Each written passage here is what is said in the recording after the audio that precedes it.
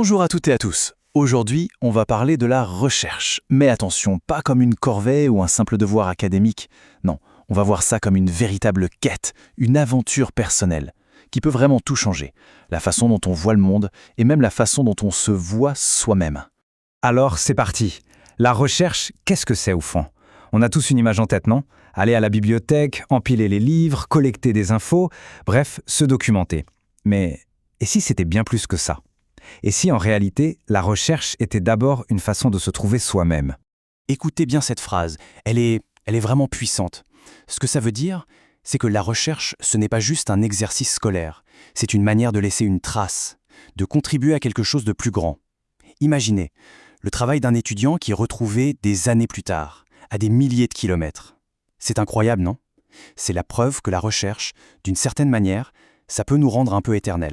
Bon, d'accord. Mais comment on se lance dans une aventure pareille? Par où on commence? Eh bien, la réponse est à la fois simple et assez profonde. En fait, tout commence à l'intérieur, en soi. Laissez-moi vous raconter une histoire qui illustre ça parfaitement. C'est l'histoire d'une étudiante. À première vue, on aurait dit qu'elle était assez moyenne, voyez. Très discrète, pas très réactive en cours, le genre d'étudiante sur laquelle on ne s'attende pas forcément. Sauf que, elle cachait un talent exceptionnel, un vrai don qui ne me demandait qu'à être révélé. Ce don, c'était le dessin. Mais attention, pas n'importe quel dessin. Elle avait cette capacité incroyable à saisir le mouvement. Quand elle dessinait, ses personnages n'étaient pas figés. Non, ils semblaient vivants, comme s'ils allaient sortir de la feuille. Et son professeur, lui, a vu cette étincelle. Il a vu cette magie. C'était ça, la clé. Et à partir de là, tout s'est éclairé. Plutôt que de la faire rentrer dans un moule académique classique, on l'a encouragée à utiliser son don. Son sujet, le vêtement traditionnel, mais vu à travers son art. Et là, le résultat a été spectaculaire.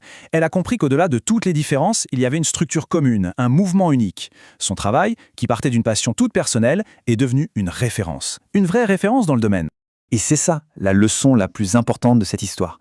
C'est le point crucial. Ça ne sert à rien de choisir un sujet qui nous dépasse, ou pire, qui nous ennuie.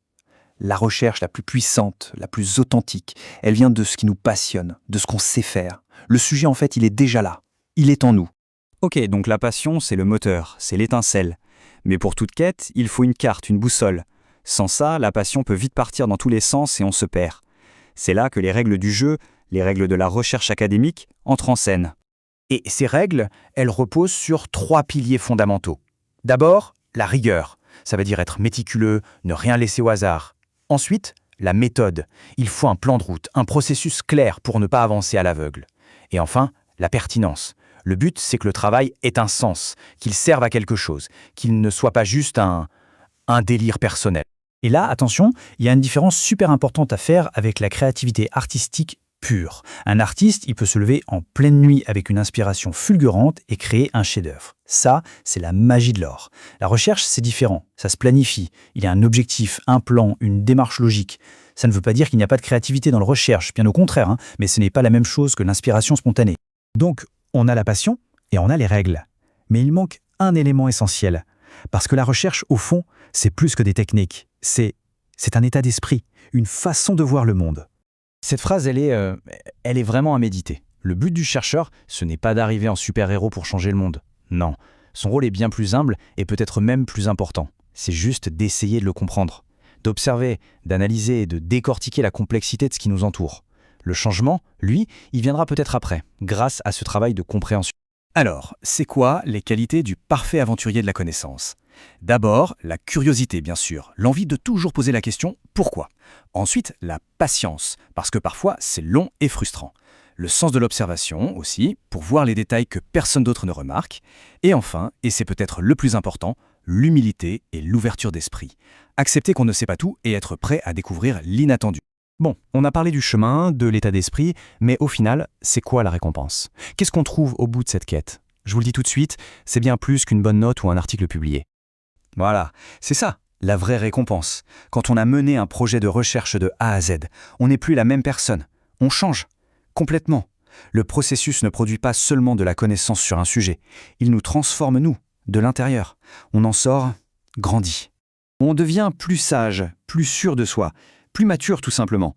Pensez-y, maîtriser un sujet au point de savoir que quasiment personne au monde ne le connaît mieux que soi, ça donne une confiance incroyable.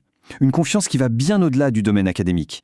On apprend à penser différemment, à structurer ses idées, à argumenter solidement. C'est donc ça, le véritable enjeu de la recherche. On ne passe pas juste de ne pas savoir à savoir, on ne fait pas que collecter de l'information, non, on passe de l'information à la transformation.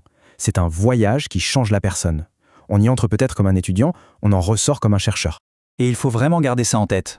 Il n'y a pas de sujet ridicule ou insignifiant. N'importe quoi peut devenir passionnant si on l'aborde avec un esprit ouvert. Le secret, c'est de se faire confiance, de s'écouter. Parce que le sujet, il est déjà là quelque part, à l'intérieur. Il attend juste d'être découvert. Alors, la vraie question qui se pose n'est pas de savoir si l'on peut chercher, mais bien de savoir quelle sera cette quête.